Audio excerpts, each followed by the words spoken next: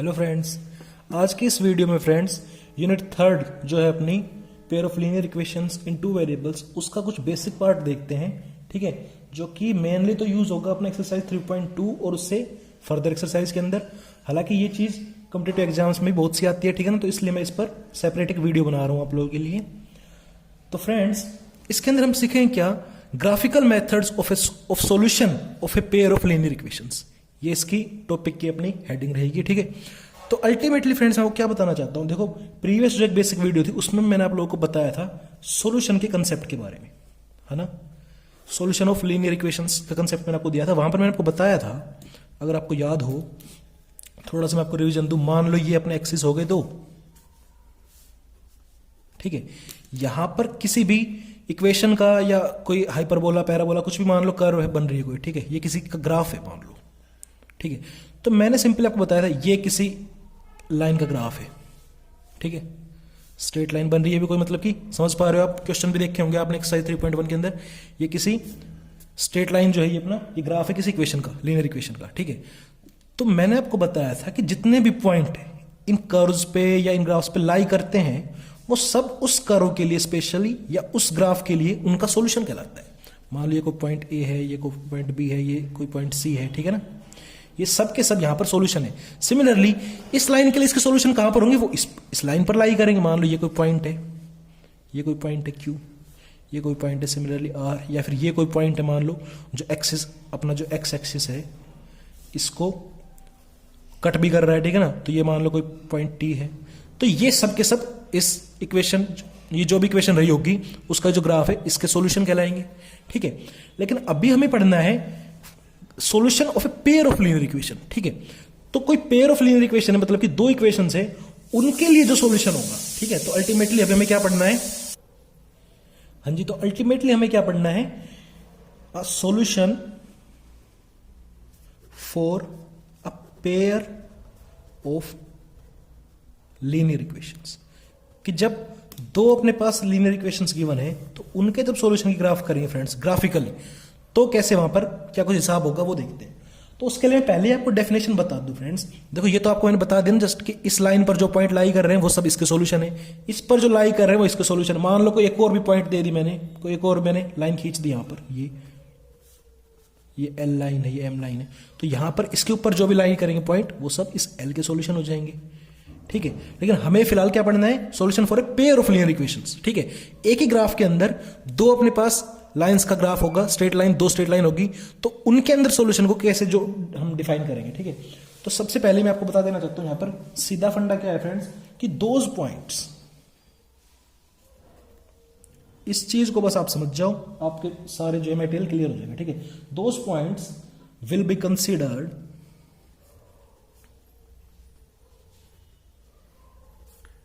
as solution for the pair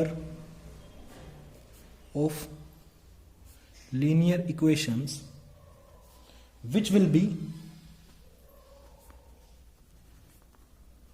common to both of them।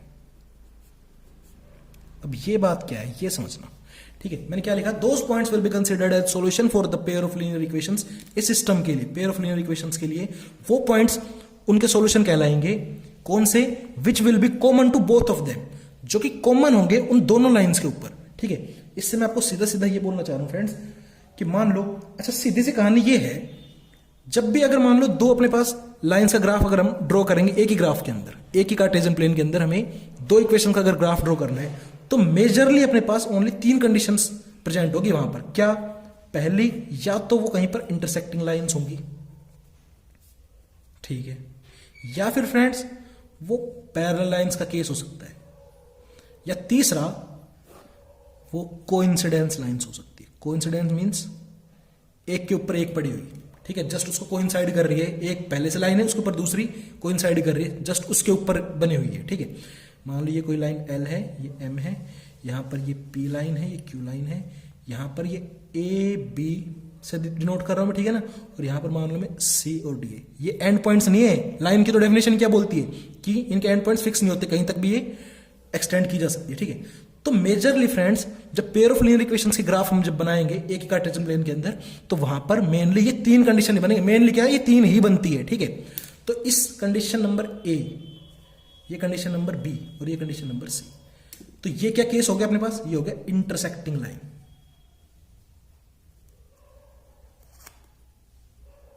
भाई यहां पर line intersect कर रही है इस एक पॉइंट पे, ठीक है। सिमिलरली ये क्या होगा, ये होगा पैरेलल लाइन का केस। ये क्या हो गया फ्रेंड मेरे पास, कोइंसिडेंट लाइंस, ठीक है। अब आपको मैं समझाने के लिए अगर बताऊं तो इन दोनों लाइंस के अंदर कितने पॉइंट कॉमन आ रहे हैं। देखो मैंने कॉमन पॉइंट की बात की ना, pair of linear equation which will be common, ठीक है, टू बोथ ऑफ देम। तो एक ये अपनी लाइन है, इसके ऊपर मान लो ये पॉइंट लाई कर रहा है, ये पॉइंट लाई कर रहा है, ये पॉइंट भी लाई कर रहा है, ये पॉइंट भी लाई। जो लाइन एल है उसके ऊपर ये पॉइंट लाई कर रहा है, ये पॉइंट लाई कर रहा है, ये पॉइंट भी लाई कर रहा है, ये पॉइंट भी लाई कर रहा है। इन दोनों में देख पा रहा हूं कॉमन पॉइंट तो एक ही है ना, जिसपे ये दोनों इंटरसेक्ट की, ठीक है। तो इसलिए इस केस के अंदर अपने पास जो होता है वो यूनिक सॉल्यूशन होता है, उसे हम आगे लिख देंगे, ठीक है। सिमिलरली पैरेलल लाइन केस में अगर मैं देखूंगा तो यहां पर, तो इस केस में ओनली एक ही सॉल्यूशन प्रेजेंट होगा अपने पास, ठीक है। और सॉल्यूशन निकल ही नहीं सकते क्योंकि एक पॉइंट पे तो मीटअप हो रही है दोनों की दोनों, इंटरसेक्ट एक पे हो रही है, ठीक है। अगर पैरेलल लाइन केस को हम देखें तो इस पे मान लो ये सब के सब इस पी के सॉल्यूशन तो है, यहां पर ये सब जितने पॉइंट्स है जो रेड पॉइंट्स में डिनोट कर रहा हूं ये सब क्यू के सॉल्यूशन है, लेकिन हमें चाहिए कौन से पॉइंट जो कॉमन हो, क्योंकि हम फिलहाल एक सिस्टम की बात कर रहे हैं जिसके अंदर पेयर ऑफ लीनियर इक्वेशन दोनों से मतलब जो कॉमन पॉइंट हो गए ना वो उस पेयर ऑफ लीनियर इक्वेशन का सॉल्यूशन कहलाएंगे मेनली। तो यहां पर इन दोनों में कोई पॉइंट कॉमन नहीं आ रहा, उसके अपने कुछ पॉइंट्स है, इसकी अपनी कुछ कहानी है। तो इसलिए इस केस में फ्रेंड्स अपने पास होता है पैरेलल लाइन केस में नो सॉल्यूशन, एक भी सॉल्यूशन अपने पास नहीं होता। सिमिलरली अगर कोइंसिडेंट लाइंस का हम केस देखते हैं तो यहां पर मान लो CD कोई लाइन है, इसके ऊपर ये कोई पॉइंट है, ये कोई पॉइंट है, ये कोई पॉइंट है। सिमिलरली AB कोई लाइन है, उसके ऊपर ये पॉइंट है एंड ये पॉइंट है। तो क्या ये सब के सब पॉइंट्स दोनों के ऊपर कॉमन नहीं आ रहे? ये जो पॉइंट है मान लो P पॉइंट, ये इस CD पर भी है और इस AB पर भी है। सिमिलरली ये जो पॉइंट मान लो कोई R पॉइंट है, ये इस AB पर भी है और इस CD पर भी, क्योंकि दोनों कहीं तक भी एक्सटेंड होगी दोनों की दोनों, ठीक है। और दोनों एक दूसरे के ऊपर बनी हुई है, जस्ट पहले ये बनी हुई, दूसरे जस्ट उसके ऊपर बनी हुई है, ठीक है। उसके भी वही कॉमन पॉइंट्स हैं। तो यहां पर मैं देख पा रहा हूं कि सारे के जो जितने भी पॉइंट्स हैं ना वो सबके सब कॉमन है। इसलिए इस केस के अंदर फ्रेंड्स कोइंसिडेंट लाइंस के केस में अपने पास नंबर ऑफ जो सॉल्यूशंस होते हैं वो होते हैं इनफिनाइट, ठीक है, जिनकी गिनती ना हो सके इतने सॉल्यूशंस हैं। ये भी इसका सॉल्यूशन है, ये भी इसका सॉल्यूशन है, ये भी इसका सॉल्यूशन है। एक लाइन जो है वो इनफिनाइट नंबर ऑफ पॉइंट से मिलकर ही बनती है, ठीक है। मिनिमम पॉइंट्स मैंने आपको बता रखे 2 चाहिए, लेकिन एक लाइन के ऊपर कोई आपसे कभी भी पूछे कि भाई कितने पॉइंट्स होते हैं मतलब कि मैक्सिमम एक लाइन के ऊपर, तो इनफिनाइट नंबर ऑफ पॉइंट्स बोलोगे आप, ठीक है। ये उसका आंसर होगा। तो कोइंसिडेंट लाइंस के केस में आपको क्या बताया मैंने आपको कि जितने पॉइंट्स हो सबके सब कॉमन है दोनों लाइन के अंदर, इसलिए वहां पर नंबर ऑफ जो सॉल्यूशन होगा अपने पास उसका आंसर हो जाएगा इनफिनाइट, ठीक है। इस चीज को अपन लिख लेते हैं टेबल की फॉर्म में, ठीक है फ्रेंड्स। यहां तक आपको बातें समझ में आई। तो मैंने क्या बताया आपको, जब इंटरसेक्ट कर रही है तो मैंने आपको बताया ना कि एक ही कॉमन पॉइंट है, इसलिए इंटरसेक्टिंग लाइन के केस में जो मैं लिख रहा हूं, ठीक है ना, इस चीज को गांठ बांधने है अपने दिमाग में। इंटरसेक्टिंग लाइंस का जैसे केस होगा तो आपको पता चल जाना चाहिए कि यहां पर ओनली यूनिक सॉल्यूशन है, मतलब केवल एक ही सॉल्यूशन आएगा, ठीक है, इस केस के अंदर। सिमिलरली पैरेलल लाइंस के ऊपर मैंने आपको बताया कोई भी पॉइंट कॉमन नहीं है, उसके अपने कुछ आंसर्स होंगे, इसके अपने कुछ सॉल्यूशन होंगे, ठीक है। दोनों की अपनी अपनी कहानी, कुछ भी कॉमन नहीं आ रहा, इसलिए इस केस में नो सॉल्यूशन। सिमिलरली इस केस में मैंने आपको बताया था हर एक पॉइंट दोनों के ऊपर कॉमन है, इसलिए कोइंसिडेंट लाइंस के केस के अंदर इनफाइनाइट नंबर ऑफ सॉल्यूशंस। ये तीनों की तीनों चीजें आपको याद रहनी चाहिए। अच्छा एक चीज और बता दो इसके अंदर में, अगर कभी भी सॉल्यूशन प्रेजेंट है, ठीक है, तो वहां पर हम बोल देंगे कि जो सिस्टम की बात कर रहे हैं ना यहां पर, तो हम बोल देंगे कि वहां पर है कंसिस्टेंट सिस्टम। और जिस भी केस के अंदर सॉल्यूशन नहीं आ रहा उस केस को हम याद रखेंगे इनकंसिस्टेंट सिस्टम के नाम से, ठीक है। अब इंटरसेक्टिंग लाइन है, यहां पर बेसिक यूनिक सॉल्यूशन है, एक सॉल्यूशन तो आ रहा है ना कम से कम, इसलिए ये जो सिस्टम की अगर हम बात कर दो तो वो हो जाएगा कंसिस्टेंट है भाई। हालांकि ज्यादा नहीं है पर एक सॉल्यूशन तो प्रेजेंट है, अब एक भी अगर सॉल्यूशन प्रेजेंट हो गया तो कंसिस्टेंट सिस्टम कहलाएगा। यहां पर हम बात करें अगर कोइंसिडेंट लाइन केस में, तो यहां पर भी इनफिनाइट नंबर ऑफ सॉल्यूशन है।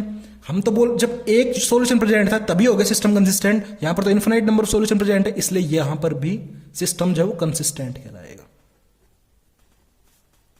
But in case of parallel line मैं देख रहा हूं सॉल्यूशन एक भी नहीं है, जब सॉल्यूशन ना हो अपने पास उस केस के अंदर हम बोलेंगे सिस्टम जो है वो इनकंसिस्टेंट है, ठीक है, तो इनकंसिस्टेंट सिस्टम।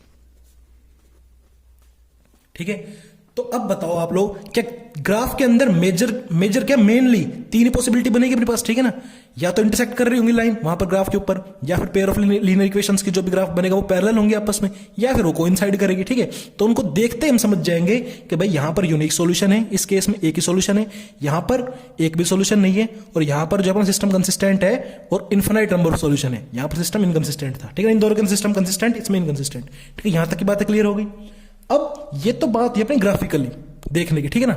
बाकी जो अपने आगे जो काम में आने वाली है चीजें, तो फ्रेंड्स एल्जेब्रिकली भी ना हम देख के इक्वेशंस के जो कोफिशिएंट्स होंगे उनके रेशियो को देख के ना, जो एल्जेब्रिकल जो रिप्रेजेंटेशन होती है उनको भी देख के हम दरअसल बता सकते हैं कि भाई ये जो है सिस्टम कंसिस्टेंट है कि इनकंसिस्टेंट है, या फिर उनको रेशियोज को कंपेयर करके, किनको कोफिशिएंट्स के रेशियोज को कंपेयर करके जो भी लीनियर इक्वेशंस होगी हम बता सकते हैं कि भाई ये जो है इंटरसेक्टिंग लाइंस का केस है, या फिर पैरेलल लाइन का केस है, या फिर कोइंसिडेंट लाइन का केस है। ठीक है, तो उसके केस को और अपन देख लेते हैं। तो एल्जेब्रिकली रिप्रेजेंटेशन से सॉल्यूशन निकालना। ठीक है, तो उस केस के अंदर मान लो अपने पास जो है स्टैंडर्ड फॉर्म क्या होती है linear equation in two variable की, वो होती है अपने पास ax plus b y plus c equal to 0 होती है। तो क्योंकि यहां पर अपन पेयर की बात करेंगे तो इसलिए मैं मान लूंगा इसका कोफिशिएंट है a1x, यहां पर है b1 coefficient of y and plus c1 is equal to 0। ये कोई मान लो फर्स्ट इक्वेशन है। एंड सिमिलरली एक और इक्वेशन है मेरे पास, वो है a2x plus b2y plus c2 is equal to 0। ये मेरे पास सेकेंड इक्वेशन। ठीक है, तो फ्रेंड्स हम इनके जो कोफिशिएंट है, x का कोफिशिएंट a1 है, यहां पर x कोफिशिएंट a2 है, यहां पर y का कोफिशिएंट b1 है, यहां पर y कोफिशिएंट b2 है, c1 वहां पर कांस्टेंट टर्म है, यहां पर c2 कुछ अलग कांस्टेंट टर्म है। ठीक है, या सेम भी हो सकती है, हमें नहीं पता, c1 c2 यहां पर कांस्टेंट टर्म है। तो मैं क्या कह रहा हूं कि तीन केसेस ही बनेंगे यहां पर भी यही वाले। ठीक है, तो तीन कंडीशंस बनेगी और हम जो है इनके कोफिशिएंट्स के रेशियोज को कंपेयर करके ये बात डिसाइड कर सकते हैं, ये कंक्लूड कर सकते हैं क्या कि भाई ये इंटरसेक्टिंग लाइन का केस है तो यहां पर यूनिक सॉल्यूशन बन रहा होगा, यहां पर नो सॉल्यूशन का केस बन रहा होगा। क्यों? क्योंकि ये पैरेलल लाइन का केस होगा, या फिर ये कांस्टेंट लाइन का केस है तो यहां पर इनफिनिट नंबर ऑफ सॉल्यूशंस का केस बन रहा होगा। वो कैसे करेंगे फ्रेंड्स? देखो तीन कंडीशंस है अपने पास। फर्स्ट, जब भी अपने पास a1 अपॉन a2 इन दोनों कोफिशिएंट का जो रेशियो होगा वो इक्वल ना हो b1 अपॉन b2 के। a1 अपॉन a2 एक तरफ रख लिया हमने और b1 अपॉन b2 एक तरफ रख लिया। अगर वो दोनों के दोनों इक्वल नहीं है तो वहां से हम सीधा कंक्लूजन निकाल रहे हैं क्या कि ये केस ऑफ इंटरसेक्टिंग लाइन का है। ठीक है, इंटरसेक्टिंग लाइन का केस है, मींस इसका सीधा सा मतलब क्या हो गया कि यूनिक सॉल्यूशन की बात होगी यहां पर, और यूनिक सॉल्यूशन की बात होगी और सिस्टम क्या हो जाएगा अपना, सॉल्यूशन तो है ना कंसिस्टेंट। ठीक है, इसी तरीके से अगर सेकंड केस लेते हैं, ठीक है, व्हेन a1 अपॉन a2 ये रखेंगे पहले, वो इक्वल आ जाए किसके, b1 अपॉन b2 के, और इक्वल आ जाए ये चीज c1 अपॉन c2 के। मींस मैं क्या बोल रहा हूं, तीनों के तीनों a1 अपॉन a2 ये वाला पार्ट ले लिया हमने, वो इक्वल आ जाए b1 अपॉन b2 के, और वो जो रेशियो है वो इक्वल आ जाए c1 अपॉन c2 के। तो इसका सीधा मतलब क्या है फ्रेंड्स, हम सीधा कंक्लूजन यहां से निकाल देंगे कि ये केस है कोइंसिडेंट लाइन का। तो समझ रहे हो आप मेरी बात, कोइंसिडेंट लाइंस की ग्राफिकली नहीं, हम इनके कोफिशिएंट से बता सकते हैं ये बात कि भाई इनका जो ग्राफ है वो किस तरीके का बनेगा, या ग्राफ से हम बता सकते हैं कि भाई ये वाला सारा सिस्टम, और इन्हें कोफिशिएंट्स के रेशियो कंपेयर करके हम बता सकते हैं कि भाई किस तरह का सिस्टम बन रहा होगा वहां पे। ठीक है, इन तीनों में से तो यूनिक सॉल्यूशन हो गया। अच्छा, कोइंसिडेंट यूनिक सॉल्यूशन तो होगा इस केस में, इस केस के अंदर कोइंसिडेंट लाइन का जब केस हो गया तो भाई मतलब कि इनफिनिट नंबर ऑफ सॉल्यूशन है, इनफिनिट सॉल्यूशंस। ठीक है, और इनफिनिट सॉल्यूशन है तो यहां पर भी सिस्टम जो है वो अपना कंसिस्टेंट। ठीक है, अब थर्ड और लास्ट केस की बारी, व्हेन a1 अपॉन a2 वो तो आ जाए इक्वल b1 अपॉन b2 के, यहां तक तो बात इक्वल हो जाए।